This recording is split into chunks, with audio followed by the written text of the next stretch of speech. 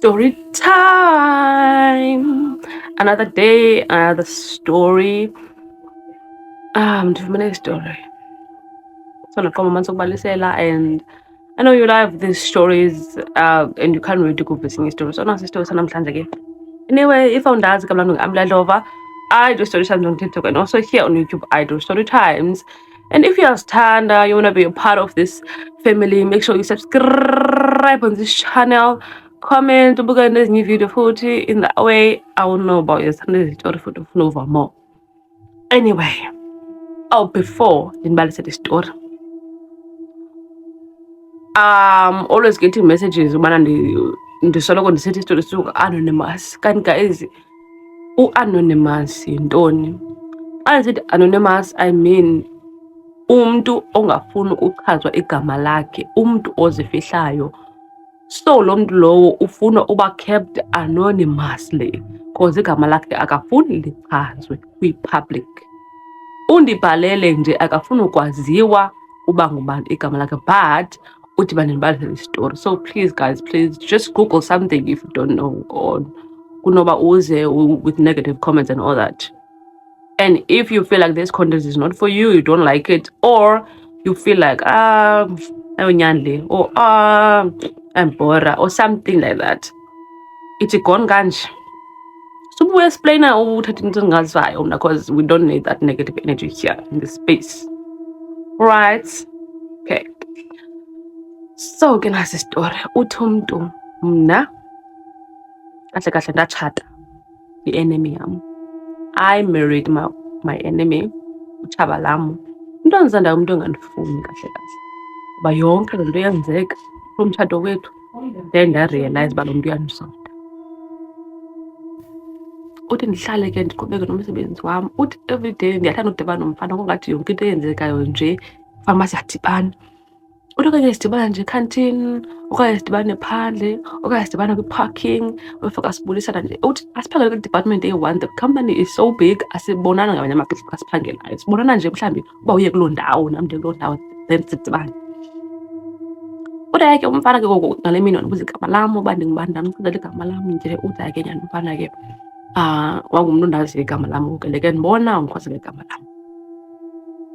Uthi ke nyhani kwahamba umfana ke yaba ngumntu omanezomona kwi-department yam uba ndiphekela kweliphi iside le-business and all that. Andibuza igama lam, bese ndibuzela igama lam andibuza uba ithini iposition yam.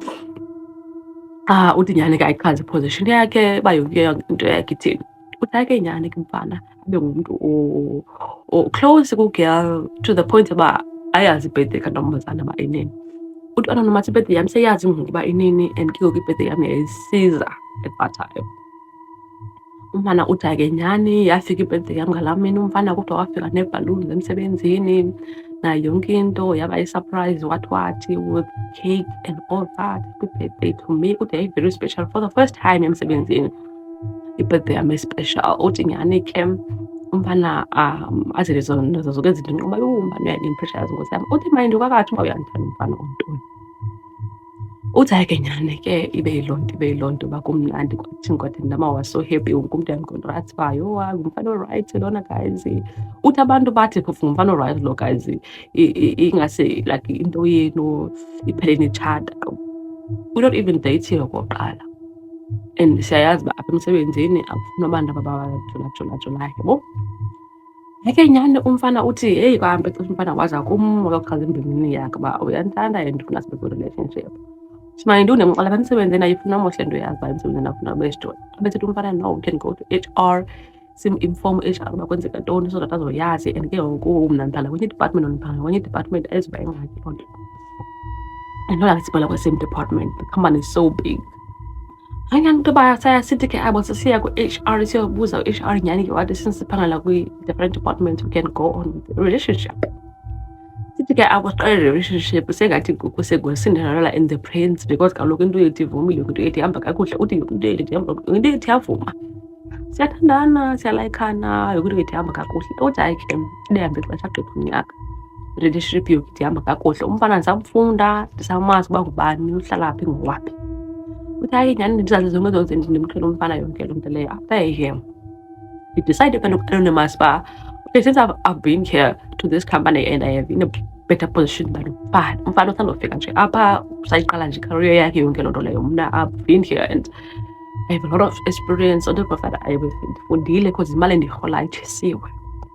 Uthi nyhani ke yandim ke lo, I started buying properties, ndaneproperty nanentoni. Uthi hey imali yam yenyuka nje ngumntu nje onemali because yonke ibhizinesi endiyiqala yavele ibhome iqhubeke phambili. Uthi kontombazana yayindim ke lo, ndathenga a big house. Ngicela umfana uba I'm gonna buy a big house. Umfana wathi, why are you buying a big house whereas like you can stay endlini kowenu until utshate? What if mna ndingakutshata ke ngoku izawuthwa ndodlu leyo? There's no need, you can just wait for me until ndikutshate. Uthi imagine umntu esetsho kuwe ethi you can wait for me until ndikutshate, ke bendingamba ndibuza ndithatha na okokuqala okanye nini okwesibini. Ndim ke loo ndidum, I didn't buy leyo ndlu leyo ndingazi uba I made my own enemy. Uthi hayi ke zange ndiyithenge loo ndlu leyo, ndaqhubeka nezinto zeproperty. I continue sihlala ekhaya even though imali ekhona ngoba uthi mandinde yena before I buy a house. I can't just buy a house so that sizotshata.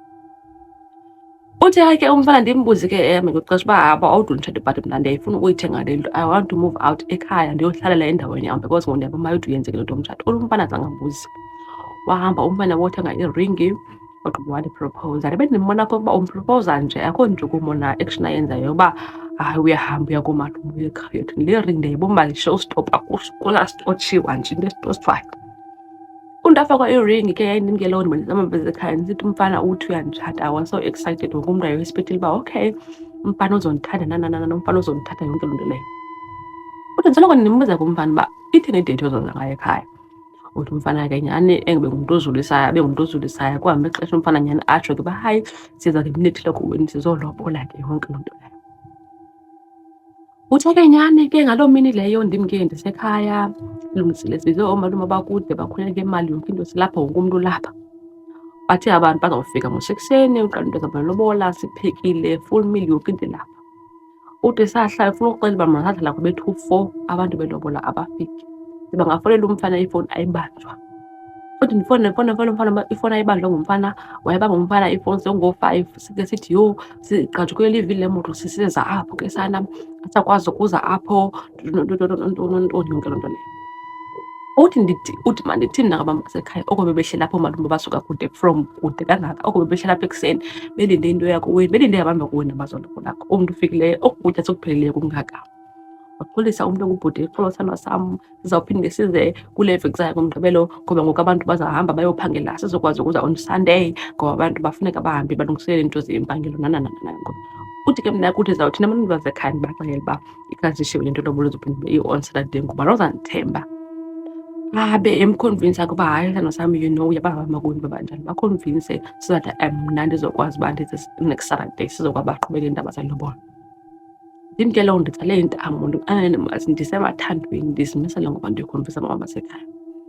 Hayi ke ndabakhonvisa njalo ke bayibhilive into yoba okay bazaza next Saturday. Yaba ngulo uthi hayi mhlawumbi ibiyingozi nje eyenzekile, mhlawumbi yafuneka yenzekele indaba yelobola ngala mini. Next Saturday sibe silapha. Bahamba abantu baphendele emizini yabo yonke into yachithwa. Hayi ke yaba indaba mlonyeni indaba yam kwasekuhlaleni ndandihletywa, kuhletyiswa ngam ukuthi akho lobola izawufika apha. Umfana nje uzalela ngam ndiyabhanqa nje. So hayi ke guys, uthi ke ngoku after 2 days umfana laa nto sele etshile ubana okay ndiza kulobola ngoMgqibelo, moseke etshile uba ndizalobola ngoMgqibelo, seke etshile uba okay kwenzeke oku noku uzafana nokwaza ukulobola. Uthi heyi kwagqitha nje 2 days emveni kwaloku ukuba emvalele. Uthi heyi uwava emsebenzini bakho amahemhem wa umfana uthenge iflats PPP property nanana uzorentisa nanana. Aqomba ethi untombazana uba okay bethe umfana mos akanamali ninzi unemali nje yokundilobola, how come uba athenge iflat at the same time akazange ekhaya uzondilobola bendithembisile. Uthi ndithule nqoma ndifuna uyijonga into yakho uba ngoMgqibelo izawuthina into. Uthi ngoLwesihlanu ndifuna ukuxelela mna ngoLwesihlanu umfana wandihlalisa phantsi wandixelela uba uthe umama wakhe akakwazi ukulobola yeke kalakhe ikhaya lakhe. Naqala akhe ikhaya lakhe ukuze akwazi ukulobola ke ngoku aqale omnye umndeni. Uthi phofu uthi umfana le mali bezawulobola ngayo yiyo le anayo imali. So umgqibelo lo wangomso akazukwazi ukuya ekhaya alobola because kaloku imali akanayo. Uthi u-Anonymous ndifuna ukuxela uba yaba ndim lowo othi ndiza kuboleka le mali uzandilobola ngayo ubufuna malini na ndiza kuboleka ukuba uye ekhaya. Uthi mna entliziyweni yam ndandigqume ihlazo phofu ke ndandifuna futhi utshata naye and ndandibona uba ingathi ngoku izinto ezingena endleleni ezisivimbayo uba singakwazi ukutshata. Uthi ke nyhani yaba ndim ke lowo umnika imali, ndiyazilobola njalo. Uthi yaba ndim ndomnika imali. Umfana uthi nyhani yomgqibelo waya ke ekhaya bafika babeka imali balobola bagqiba phofu elobola imali yabo. Le nto yaziwa ndim naye. Uthi ke nyhani umfana ke walobola wagqiba into yeeflats uba ufuna uba neeflats neeflats andiyicingi. Hayi ke umfana ke nyhani ke sahlala sobabini ke ngoku apho ahlala khona umfana emqashweni efleti erentayo nyhani umfana kuba akathengi mzi. Athi umfana komu segqithe iinyanga sitshatile bana now that we are married I can buy that house. Uthi phofu kutsho indoda ithi I can buy that house ayithi uba we can buy or I'll buy, ithi I can buy. So ndim lo funeka iyithengele le ndlu but since sitshatile ngoku iyaba le ndlu ngaphantsi kwegama lam lakhe lam naye.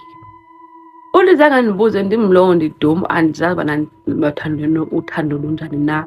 Yaba ndim lowo ndakhangela iproperty sendimane ndimbuza uba yeyiphi ayithandayo phofu akazufaka kwasenti. Uthi sayifumana ke iproperty esiyithandileyo ke ndayithenga ke mna ke ngoba imali ndandisendiyibekile vele. Uthi ndayithenga leyo property leyo, loo house leyo sahlala kuloo house nyhani ke. House iphantsi kwegama lam nelakhe because kaloku married in-community property and ke ngoku izinto ezam zezakhe naye kade yakhe le nto but ithengwe ndim. That's why lo mfana bekangafuni ndiyithenge indlu before nditshate, befuna ndiyithenge after mtshato so that izoba yam neyakhe. Uthi zange ndiyicinge loo nto leyo. Uthi nyhani ke sahlala apha endlini. Umfana ke ngoku ndamasihlala apha endlini njengoko sengumntu ongathi ubhizi, uxakekile, akabuyi endlini leyithi. Xa ndimbuza uthi hayi kaloku nayo yabo uthi ibhizinesi zakhe it's not like ndindedwa ndinebhizinesi apha endlini. Ayaziba ngathi kuba kaloku ndinemali ndicinga ndingutata walapha endlini. Uthi mani nee-remarks nee-comments owayezenza ndazibonakalisa uba lo mntu unenzondo kum but ndandingayiboni loo nto. Uthi instead mna ndandivele ndithubele kwanto athi mandenze eyam imali endikhontrola. Uthi I remember ndandifuna ukuhoya umama wam ndim-extendele indlu yakhe ndiyirenoveyithe. Ndathi xa ndimxelela uba indlu ndizoyirenoveyitha ekhaya ndithini, yaba ngumntu ongathi uthi hayi we need this money apparently we can do a lot of stuff, we can extend our businesses rather than you take the money that you have now uyorenoveyitha ngayo le mali ngezimultiplaya. Just imagine xa extende ibhizinesi yakho or extende yam ibhizinesi we can make more money so that uma urenoveyitha kuwena usithini ungakrwitheki. Uthi ndiyambona phofu uba uthi ndiyayirealiza after uba yayingumntu owayengafuni uba ndiyorenoveyitha ekhaya but yena wathatha imali yam yelobola waye wathi yokwakha kowaba ndithi usogqiba kwakhe akakandilobola wabolekwa ndim imali. Uthi zange namhlanje zange ayibuyisa imali yelobola ndazilobola ngokwam. Uthi umfana ke nyhani ke iiflats sendizaza ndithi ngoku sendizibonile ezi flats anazo. Uthi ziiflats nje ezi sendizibonile ezi flats anazo. Uthi hayi ke nyhani akongxaki ke ngoku ndim ke lowo ndingumakoti wakhe ndenza yonke into ayifunayo. Uthi ndidla ithemba. Uthi leta ntoni apha endlini ubuya leyithi ungumntu ongakhathaliyo. Uthi naxa ephendula undiphendule ngathi akandikhathalelanga njengomntu ongandikhathalelanga. Uthi yeyi bekathi ndimpengile ndoda kulo mntu. Uthi phofu ukuyithanda kutheni intliziyo yam ayifuni uphuma kuye. Uthi I remember this day ndathandaza ndathi Thixo yini na kodwa ungandikhuphi ukumthanda lo mfana ngoba andiyazi uba kutheni ndimthanda lo mfana because wayeseqala ubona ngokuba there is no way uba umntu onje kanti uyamthanda. Uthi akabekho ngxaki emsebenzini wakhe kwathunyelwa uba makahambe aye eDurban u-Anonymous. Unandiseleka nje kwinto yebhizinesi ukuba ndithunyiwe ndikwi-high position nikho ndifuna ndiyenza. Uthi hayi ndim ke lo ndahamba. Uthi ndihamba nje ndihamba iveki ndizawubuya nge-weekend. Uthi nyhani ke ndahamba. Uthi ndahamba ndaya emsebenzini ndayenza nyhani loo nto leyo everyday ndandimfowunela umyeni wam sividiyo kholane ndimuva right indirayithi yonke into. Uthi phofu ndayamkadile ayineko impahla yakhe yeveki kwinto yakhe ndimlungiselele because kaloku yinto antu akandithi akakwazi uzenzela niks. Uthi ndabuya ke iveki seyiphelile ndibuya nge-weekend ndafika endlini kumdaka kungahlelanga izitya zipakishene phi esinkini yonke into kumdaka endlini kunyanyeka. Uthi ndathi ndimbuza naba umfana how come uba ungayikline indlu iveki yonke ndimtyhile ubuza ungithini kanti wena. Wathi umfana kanti wena utshatiwe ungumfazi but uyakwazi uphangela iveki somewhere else ubucinga uba kuzawuthini wena. ukuthanda nokulobolekana zange utsho uba ngumfazi wam. So uba ukho iveki yonke ngubani ozawuhlala apha endlini la maqala apha, ngubani umfazi between mna nawe? Itsho kaloku uba indoda kuwe apha unemali ngaphezu kwam. Uthi into yemali kuba ndinemali ngaphezu kwakhe ehlo yonke kwitopiki nje ngathi iyamtya le nto. Uthi ke yaba ndimkele lowo ndikuxelela mna ndibeka ibhegi ndisuka emsebenzini ndidinwe ndahlamba ezo zitya ndahlala indlu ndandidinwe. Uthi akandikhathalela because wayehamba wamka nee-friends zakhe. Uthi ndahlala endlini ke ngoku uthi letha loo nto uba ndiyahlukumezeka kulo mtshato but andixeleli mntu. Uthi I remember that day wabuya ke enxilile emva koba emkile ezitshomini zakhe wabuya enxilile ndibukele i-TV. Wabuza uba ndipheke ntoni ndake mna bezawupheka ndandidiniwe andiphekanga mna ndithenge i-takeaway. Uthi zange ndibuze wayelahlela impama kum, wayilahla impama wathi how come uba uthi ungumfazi ungekho iveki yonke ubucima ntyana uzogqiba wakho uthi awupheki ngoku udiniwe wena uphuma kopheka abantu. Uthi ndalahlelwa impama apho ndabethwa andade ngazazi uba elo xesha ndikhulelwe. Ndapho ndaphuma igazi kum ndisopha yonke into. Ndazama ubaleka kuye kunjalo nje. Aqabela emotweni uthi ndisiva a lot of pain but ndakwazi udrayiva ndayofika esibhedlele. Ndafika khona nathi ndiphuma nje bese kufika abantu bakhona ke bendibeka kuwotsheni nani. Uthi nje kancinci for a split second ndangathi ndiyafeyina kanti ndiyacima ndikhumbula uba kwenzeka ntoni. Ndavuka ke ngoku sendixelela uba I was pregnant iveki nje ezimbalwa bendikhulelwe ke ngoku. Le nto yam yoba high stress and ndihlukumezekile iafekthile umntana so that so ke uzakhayo umntana waphuma esiswini nani. Uthi ndamluza kanjalo umntana wam wokuqala ndingazi noba bendikhulelwe nje. Uthi wafika ke umyeni the following day apho ndabe ndisenza ukhutshwa esibhedlele the following day wafika umyeni. Ufika sesenza idrama private hospital. Uthi kum akamba ndifihle into engakuba ndikhulelwe, akamba ndingatsho uba ndikhulelwe olaa nto ndiyifihle kalo mntana wakho okanye kabani. Uthi imagine uba mna I'm just going through le nto igqiba kwenzeka ndiva ubuhlungu and me losing umntana bendingabazi noba ukhona. Yonke le emotion yenzekileyo then kubekho umntu ozandiblame uba umntana ibike ngowakhe na, kubekho umntu ozawuthi the ndiyifihla nam bendisurprise wesi nam ndisandoyazi le nto. Kahle kahle futhi ndilapha ngenxa yakhe ngoba nguye ondihlukumezayo. Uthi ndave ndakhala from then akaluphendula. Wathi vele ukhaliswa bubumenemene uzothini ungakhala ukhaliswa bubumenemene. Uthi ndava kum entliziyweni ngaphakathi uba kahle mna nditshate utshaba lwam. First day sadibana nalo mfana till this day andikhumbuli enditreat as his woman as princess treatment. Andithandi andibonisa ubana ngumfazi wakho. Isoloko indim osponsoriza everything ingathi nje uthanda le nto uba ndiprovayida ngokwemali endinayo yena eyakhe imali ngezinto vele ndazilobola. Engamazwi am ke lawa anonymous ndiwacinga lele bhedi nasesibhedlele. Ndaphuma kuloo bhedi emveni koko ndaphindela ekhaya ndawubaxelela yonke into from the start uba kwenzeke ntoni and umfana ndiyamshiya.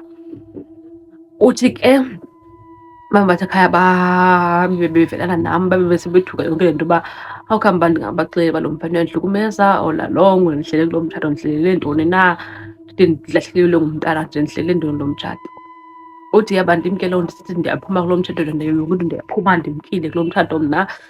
Ndafika ke endlini ndapakisha yonke into. Ufika umyeni sendipakishe ndibuba ndiyaphi ithe ndipakisha. Uthi ke umfana wafika ndipakisha wathi ndiyaphi ndakuthe ndipakisha uthe ndimshiya. Ndamxelela uba andisafuni into edibene nawe undihlukumezile ke eba sisendaba lapha kulo mtshato uyandihlukumeza. Into yomntana yoba ublame mna undibuba ngoba utata wakhe ngubani kodwa uyazi uba ndihlala nawe apha endlini. What do you mean uba umntana ibingokabani nayo yonke loo nto leyo? Uthi wakhohlwa phantsi umfana olimenemene wakhala wacela uxolo kuyo yonke into. What is because ustresswa yifemeli yakhe nasemsebenzini bayamstressa because nawo ingathi yena umoshe something wayeexplaina ke le nto yomsebenzi yakhe. Bawumoshe into ethile emsebenzini ngoku emsebenzini bamnike i-warning nananani. Uyabona yonke le nto ingathi ingxaki endingayithanda le uba ibengathi indoda yalo mzi ophumeke kuye. Benza ifile ngathi less of a man. Uyaxolisa uba uyikhuphile kuye uthi wakhala wakhupha phantsi indoda. Uthi stupid you me. Ndamxolela umfana. Ndamhaga sahagana ke sakhala sobabini. Uthi sahlala apha endlini ke ngoku umfana wangathi uyi-actor right. Ngokuthi u-actor right umfana wathi masiphinde sizame omunye umntana ke ngoku yena noma nhlukumezile into umntana zingaphinde zisame futhi zibe pregnant futhi so that ndizofila bhethe ngayo yonke i-situation. Uthi abantu basekhaya bona babendithuka benendingqondo uba ndimuncu kakade ze ndiphinde ndihlale lo mfana bendithi loo nto ndathi ndihlukene naye ndihlelele ntoni ngoku. Uthi abangathi abantu basekhaya bayandimonela ngoku ndihleli apha. Zange ndibaphinde into abasithethayo, zange ndibaphendule nto ndaphula baloku mna ndihlele emathandweni. I was married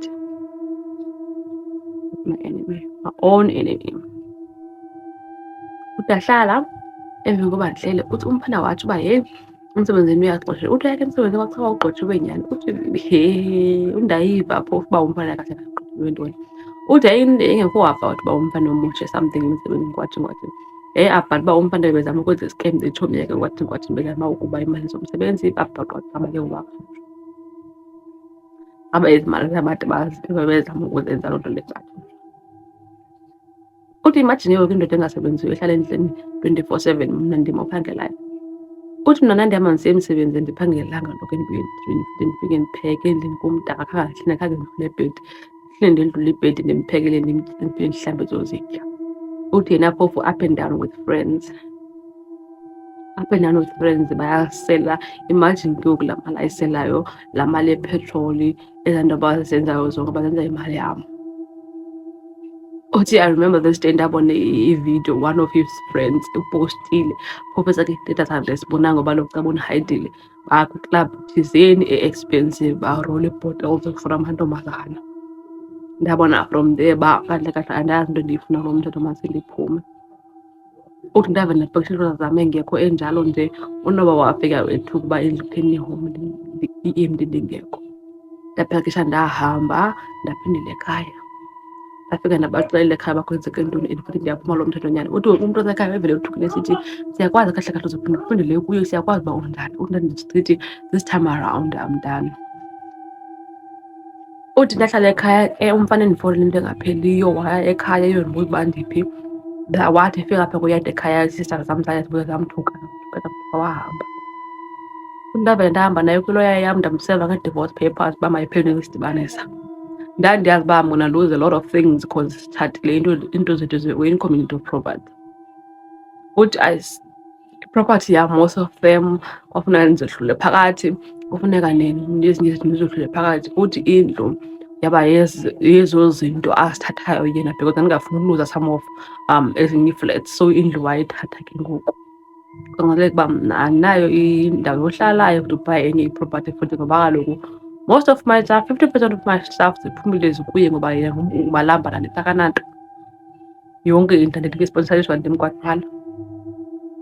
Uthi ndifuna ukuxelela ngoku ke mna ke ndahamba ndayothenga enye indlu ndazama uqala ubomi. Ndisele kuloo process yoqhubeka nobomi kwafana ndafana nokuthi uba I am pregnant kahle kahle but loo nto leyo zange ndizixelele uba izawuba ndohlukumeza umoya wam. Ndazixelela uba it's fine, I'm gonna keep this baby futhi ndizamthanda, ndamthanda umntana wam ndamkhulisa. Njengangoko umntana wam ukhulula umdala asamboni koutata uba waphelela phi. Ndive amahemhem uba waphinda watshata watshata nabani na. But ngoku ever since ubomi bam ndiyaziphilela, ndonwabile futhi and I am ready to give uthando enye i-chance. La episode is anonymous, guys. If you're telling us a story, make sure you subscribe on this channel. And thank you, Ushala, until this time. And comment. Can't wait to see you next time. Bye.